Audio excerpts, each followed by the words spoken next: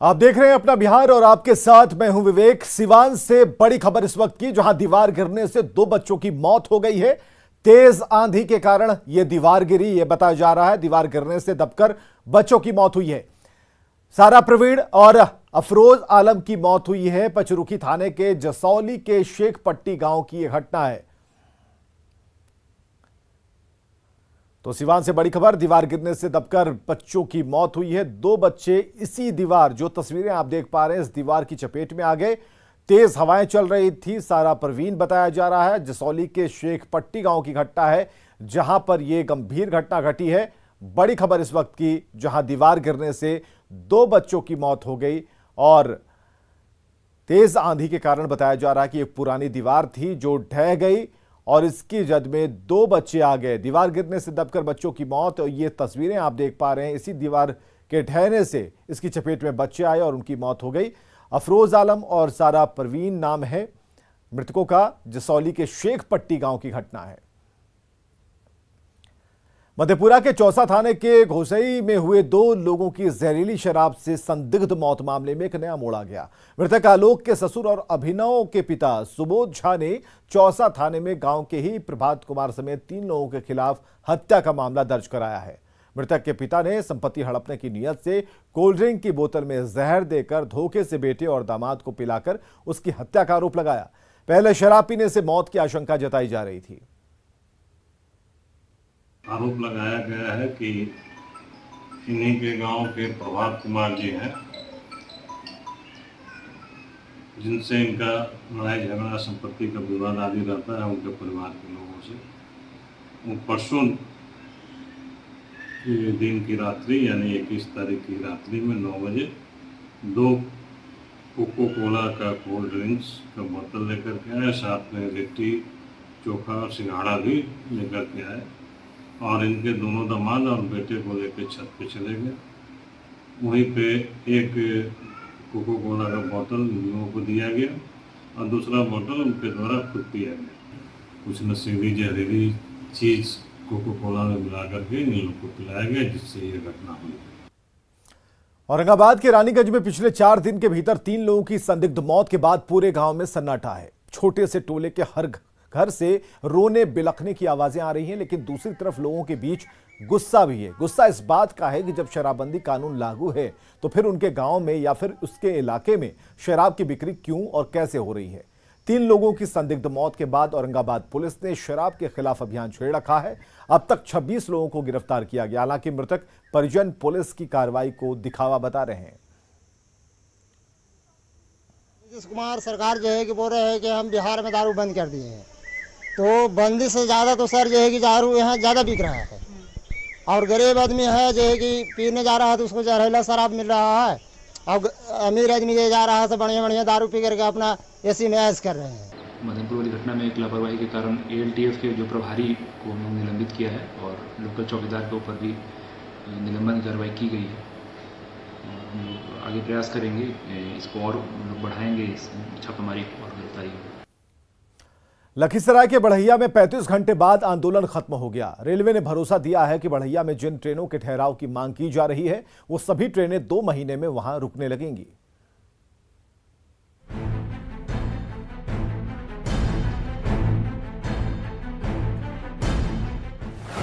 बढ़ैया में 35 घंटे बाद खत्म हुआ आंदोलन।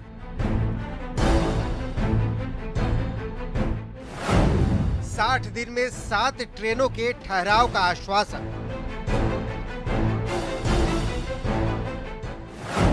ट्रैक से हटे प्रदर्शनकारी, अब रेलवे की बारी। आगे आंदोलन के लिए हमारे लिए एक सबसे बड़ा प्रमाण है कि अगर हमारे साथ धोखाधड़ी होगा तो इससे बड़ा आंदोलन होगा। ये इतिहास बन चुका है और अगला बार हो सकता है भूगोल भी बदल सकता है। रेलवे को इस चेतावनी के साथ लखीसराय के बढ़ैया स्टेशन पर 35 घंटे से बैठे प्रदर्शनकारियों ने अपना आंदोलन खत्म कर दिया। मांग थी कि कोरोना से पहले जो ट्रेनें बढ़ैया स्टेशन पर रुकती थी उनका ठहराव फिर से शुरू किया जाए, जिसे लेकर स्थानीय लोगों ने रविवार सुबह 10 बजे पाटलिपुत्र एक्सप्रेस को रोककर आंदोलन शुरू किया था। ट्रैक जाम होने से 35 घंटे में पटना हावड़ा रूट की 48 ट्रेनों को रद्द करना पड़ा था और वहीं 60 रूट बदलने पड़े थे।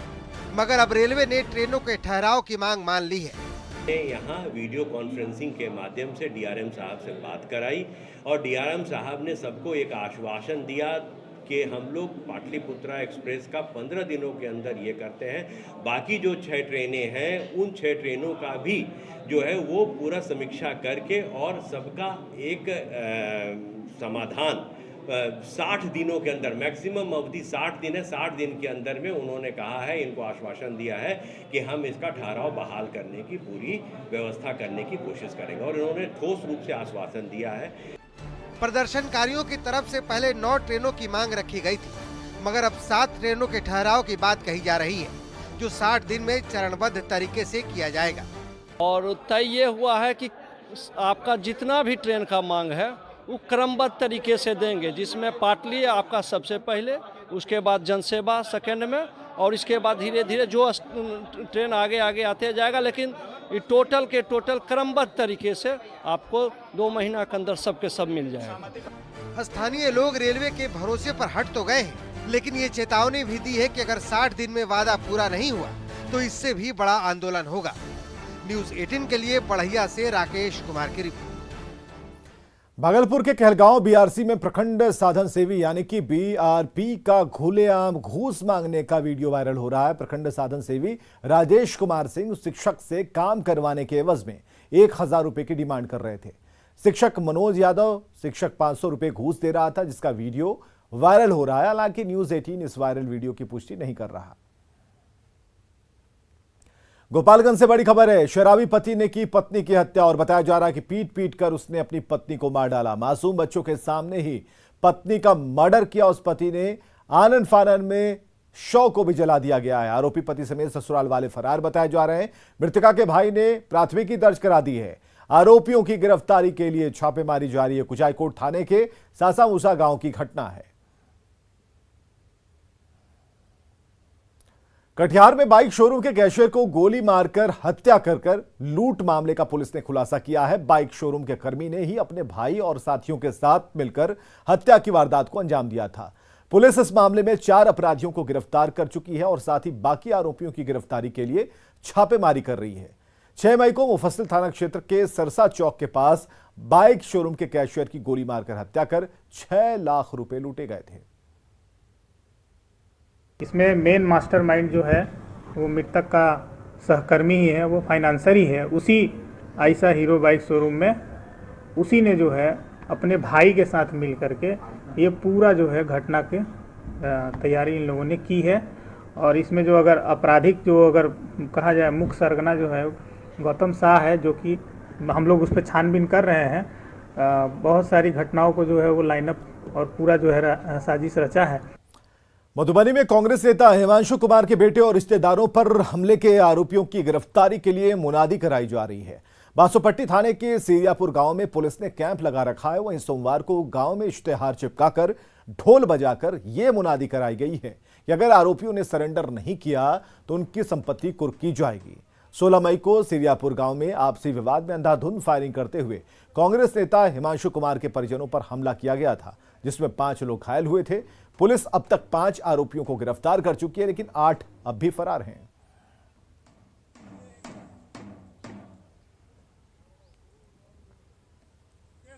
टोटल 13 लोगों के नामजद किया गया है एफआईआर में, तो उनकी भी गिरफ्तारी के लिए प्रयास किया जा रहा है। लेकिन अभी 5 की गिरफ्तारी त्वरित रूप से हो गई है। गांव में पुलिस की डेपुटेशन किया हुआ है, वरीय पदाधिकारी भी वहां कैंप कर रहे हैं और जो भी और बचे हुए हैं उनके लिए लगातार छापेमारी की जा रही है गिरफ्तारी के लिए। मधुबनी से बड़ी खबर, जहां न्यूज़ 18 की खबर का असर हुआ है। नाबालिग की पिटाई मामले में कार्रवाई की गई है। मुख्य आरोपी उपेंद्र यादव को लोकहा पुलिस ने नेपाल से गिरफ्तार किया है। आम और लीची तोड़ने के आरोप में 2 मासूमों की इसने पिटाई की थी। शरीर पर छोड़े थे विषैली चींटियां और दूसरे आरोपी की गिरफ्तारी के लिए छापेमारी चल रही है। न्यूज़ 18 ने इस खबर को प्रमुखता से दिखाया था। तो नाबालिग की पिटाई मामले में कार्रवाई और ये खबर का असर है। मुख्य आरोपी उपेंद्र यादव को गिरफ्तार किया गया है। नेपाल से इसकी गिरफ्तारी हुई है। नेपाल जाकर इससे गिरफ्तार किया है। मधुबनी से इस वक्त की बड़ी खबर हम आपको बता रहे हैं। क्या अपराधी बिहार में वारदात को अंजाम देकर उत्तर प्रदेश को सेफ जोन बना रहे हैं? और क्या अपराधियों और नक्सलियों का अलग से एक नेक्सस बन रहा है? क्या अपराधी नक्सलियों की तर्ज पर अब लेवी वसूल रहे हैं? यह सवाल इसलिए क्योंकि गया में 3 बदमाशों की गिरफ्तारी के बाद पुलिस के कान खड़े हो गए हैं।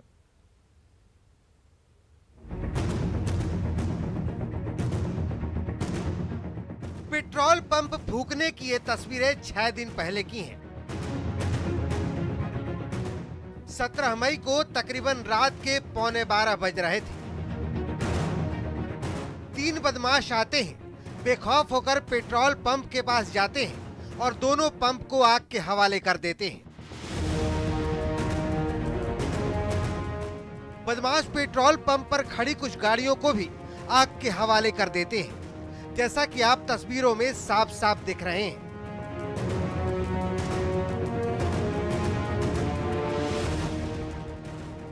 रंगदारी मांगने से जुड़े इस वारदात के 6 दिनों बाद पुलिस ने इस केस को सुलझा लिया है।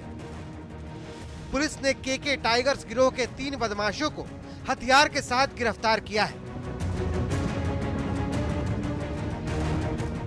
पुलिस की माने तो लेवी वसूलने के लिए ये संगठन तैयार किया गया था और ये लगातार लाखों की रंगदारी जैसी बड़ी वारदातों को अंजाम दे रहा था। वारदात को अंजाम देने के बाद बदमाशों ने यूपी के सारनाथ और बनारस को ठिकाना बनाया था। केके टाइगर उर्फ धनंजय चौधरी उर्फ ननका उर्फ उदय चौधरी को सारनाथ बनारस से गिरफ्तार किया गया है और उसी के साथ उसका जो दूसरा साथी है उदय, उसको भी गिरफ्तार किया गया है। उनकी निशानदेही पे जो मोबाइल इस्तेमाल हुआ था और जिस सिम से रंगदारी मांगी जा रही थी, धमकी दी जा रही थी, वो मोबाइल और सिम भी बरामद हो गया है। इन बदमाशों के पास से 2 पिस्टल, 3 देसी कट्टा, 10 कारतूस, 1 खोखा, 1 गोली, 3 बाइक, 3 मोबाइल और 4 सिम कार्ड बरामद हुए हैं। केके टाइगर्स नाम से आपराधिक घटनाओं को अंजाम देने वाला यह संगठन नक्सलियों की तर्ज पर काम कर रहा था। न्यूज़ 18 के लिए गया से एलन लिली की रिपोर्ट। बिहार में अवैध निर्माण के खिलाफ बुलडोजर की रफ्तार और तेज होने वाली है। पटना में भी कई इमारतों पर बुलडोजर चलने वाला और इसे लेकर मंत्री रामसूरत राय ने कहा कि चाहे कोई कितना भी बड़ा आदमी क्यों ना हो, अगर अवैध कब्जे पर निर्माण किया गया तो बुलडोजर चलेगा ही। कई जगहों पर जहां सरकारी जमीन पर अतिक्रमण हुआ है और उसे आप लोग बुलडोजर के माध्यम से तोड़वा रहे हैं, लेकिन अगर राजधानी पटना की जहां आप लोग बैठते हैं वहां पे कई इलाकों में अतिक्रमण है, तो पटना को लेकर क्या कुछ तैयारी है? निश्चित रूप से बिहार की राजधानी पटना बड़ा शहर है तो अतिक्रमण भी ज़्यादा होगा। और मैं आपको बताते हुए मुझे हर्ष हो रही है, विधानसभा समाप्ति के बाद, बंद होने के बाद लगभग 300 से ऊपर 342 का रिपोर्ट मेरे पास अभी तक आ गया है कि 342 जगहों पर बुलडोजर चला, अतिक्रमण खाली कराया गया। सरकार डगमगाने वाली नहीं है। सरकार का जो लक्ष्य है, कानून अपना काम करेगी। यानी कि हम देखेंगे आने वाले समय में सर पटना में बड़े पैमाने पे बुलडोजर चलने वाली है। बड़े बड़े मकानों पर चलेंगे, बड़े बड़े लोगों पर चलेंगे और अतिक्रमण मुक्त होगा। ये बिहार की सरकार सक्षम सरकार है, विभाग सक्षम है, अपना काम कर रही है, आगे करती रहेगी। तो राजधानी पटना में अतिक्रमण को खत्म करने के लिए बड़ी तैयारी है, ऐसा दावा है बिहार के राजस्व भूमि सुधार मंत्री रामसूरत राय का। आनंद अमृतराज, न्यूज़ 18 नेटवर्क, पटना। और इस साल बाढ़ निरोधक कार्य को 1 जून से ही शुरू करने का प्लान है। इसे लेकर जल संसाधन मंत्री संजय झा ने सीएम के निर्देश पर विधायक और विधान पार्षदों के साथ बैठक की है। इस बैठक में तिरहुत, पटना, मगध और मुंगेर प्रमंडल के विधायक और विधान पार्षद शामिल हुए। मंत्री ने कहा कि इंजीनियर जनप्रतिनिधियों के फीडबैक पर 2-3 दिनों के भीतर स्थल निरीक्षण कर रिपोर्ट देंगे और इसके बाद कार्य शुरू होगा। राज्यसभा चुनाव को लेकर बीजेपी कार्यालय में बीजेपी चुनाव समिति के बाद कोर कमेटी की बैठक हुई। बैठक में बिहार सह प्रभारी हरीश द्विवेदी, बिहार बीजेपी अध्यक्ष संजय जायसवाल समेत संगठन महामंत्री मौजूद रहे। बैठक में राज्यसभा चुनाव को लेकर रणनीति पर चर्चा हुई। बिहार बीजेपी से राज्यसभा के 2 सदस्यों का कार्यकाल खत्म हो रहा है। वहीं इस दौरान मोदी सरकार के 8 साल पूरे होने पर होने वाले कार्यक्रम को लेकर भी बात हुई है। बीजेपी के नेता घर घर जाकर लोगों को मोदी सरकार की उपलब्धियों को बताएंगे और साथ ही पूरे बिहार में 4 जगहों पर बड़ी रैली का आयोजन किया जाएगा। प्रधानमंत्री जी के 8 वर्ष पूरे होने पर 1 जून से लेकर 14 जून तक लगातार प्रत्येक मंडल में कार्यक्रम होंगे और हमारे जितने मोर्चे हैं और प्रधानमंत्री जी की जिन क्षेत्रों में उपलब्धियां रही हैं उन सभी क्षेत्रों को के हम कार्यक्रम के माध्यम से कवर करने का प्रयास कर रहे हैं। 4 बड़ी रैलियां भी होंगी। हमारा काम है उम्मीदवारों की सूची भेजना, निर्णय हमेशा केंद्रीय पार्लियामेंट्री बोर्ड ही करता है। कोर कमेटी की बैठक हुई है और होती है हमारी बराबर, ये पहले से तय रहती है। हम महीने में एक बार कोर कमेटी में बैठते हैं, सारे फैसला किस चीज़ कर लेंगे। राज्यसभा उम्मीदवारों को लेकर भी वो तो चुनाव समिति की बैठक हुई थी, वो केंद्र फैसला लेगा। केंद्रीय चुनाव समिति उम्मीदवार तय करती है, न कि प्रदेश तो सिर्फ सुझाव देता है। बिहार की सियासत में इन दिनों एक हलचल महसूस की जा रही है और इसी बीच अफवाहों का बाजार भी गर्म है। पिछले कुछ घंटों से जेडीयू विधायकों को पटना में रहने के फरमान की खबरें फिजाओं में घूम रही हैं, लेकिन चंद घंटों के भीतर ही जेडीयू ने अफवाहों पर ब्रेक लगा दिया। 72 घंटे वाला अफवाह हुआ फुस।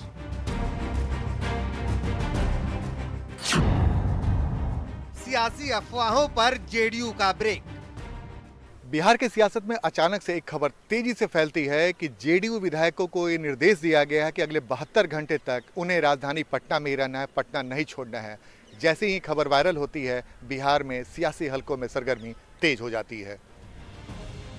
राबड़ी आवाज समेत लालू यादव के 16 ठिकानों पर छापेमारी। आरसीपी सिंह के राज्यसभा जाने पर असमंजस वाले हालात के बीच सियासी फिजाओं में यह अफवाह फैली कि जेडीयू ने अगले 72 घंटे तक अपने विधायकों को पटना में ही रहने का फरमान सुनाया है, जिसके बाद बिहार की सियासत के कान खड़े हो गए। लेकिन चंद घंटे में ही जेडीयू के मुख्य सचेतक ने इस खबर को सिरे से खारिज कर दिया। अब पता नहीं खबर कहां से चल रही है, हमारे विधायकों को भी मालूम नहीं है कि खबर कहां से चल रही है। कई विधायकों ने जो ये समाचार पत्रों में खबर चल रही है उसके बारे में हमसे जानकारी चाहा है। हमने कहा कोई इस तरह की खबर नहीं है और कोई निर्देश नहीं है और पता नहीं कहां से हवा में खबर चलती रहती है, तो हम लोग के समझ से भी परे हो जाता है। तो ये खबर बेबुनियाद है। सोशल मीडिया पर अल्टीमेटम वाली खबरें तेजी से वायरल होने लगी। 72 घंटे वाले अफवाह के बाद जेडीयू के विधायक भी संशय में आ गए। सुनिए क्या कहते हैं जेडीयू विधायक अनिल चौधरी। कहीं कोई निर्देश नहीं है। तो आप लोग को भी इस तरह की खबर मिली थी क्या कि भाई? सोशल मीडिया पर देख रहे हैं, तरह तरह की खबर आती है, सब साफ फालतू गप है, कहीं कुछ नहीं है। ऐसी कोई बात नहीं? कोई बात नहीं है।